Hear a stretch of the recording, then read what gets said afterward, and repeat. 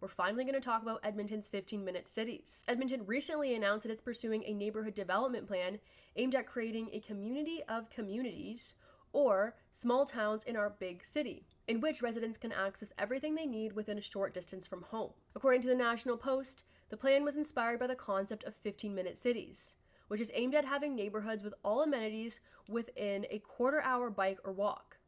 That includes groceries, schools, daycare, leisure, fitness, entertainment, and other amenities like shops and restaurants. But critics claim that such a proposal would bar people from traveling to certain parts of the city, and that you'd be forced to spend 90% of your life within your own district while being monitored for carbon emissions. Of course, the City of Edmonton's proposal so far includes nothing of the sort.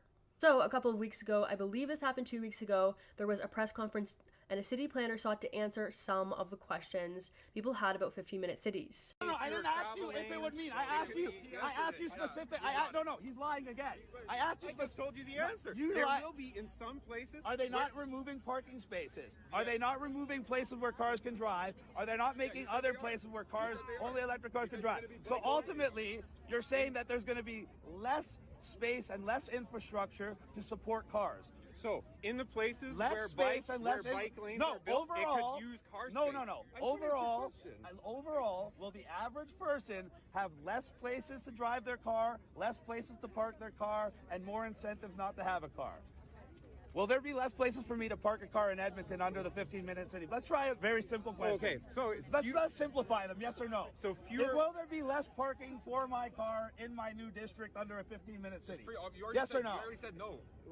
Yes, there will be less places where roadway changes are done to accommodate more things. We're sort of seeing misfire in communication where each individual has their own idea of what the plan is and they're not communicating with each other about what the other person thinks the plan is. A couple days after that happened, Edmonton City Councillor Andrew Knack went on Ryan Jesperson's podcast. It's called Real Talk with Ryan Jesperson, and he responded to some of the criticism that was leveled at that press conference. I'm going to play his remarks for you now. You know, I was surprised when it first started coming up, you know, pretty much at the beginning of this month.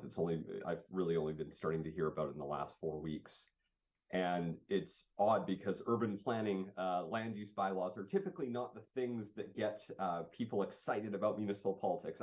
I love it, but I also realize I'm typically an outlier in this scenario. And so to see the notion of what essentially is, you know, what we would call walkable communities, or thinking about what cities used to look like in the 1940s and 50s and 60s, where you had a neighborhood convenience store, grocery store, and pharmacy, to see that morph into what we're now talking about, this notion about government going to be locking people down, it's hard, because I think in principle everyone loves the idea of having things closer to their home to at least have the choice to access it, and yet now it's become something really nefarious in some people's minds.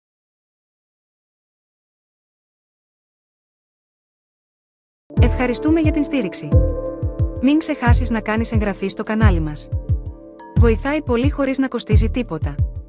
Αν σου αρέσει το περιεχόμενο μας, κάνε like και κοινοποίησε τα βίντεο μας. Ευχαριστούμε!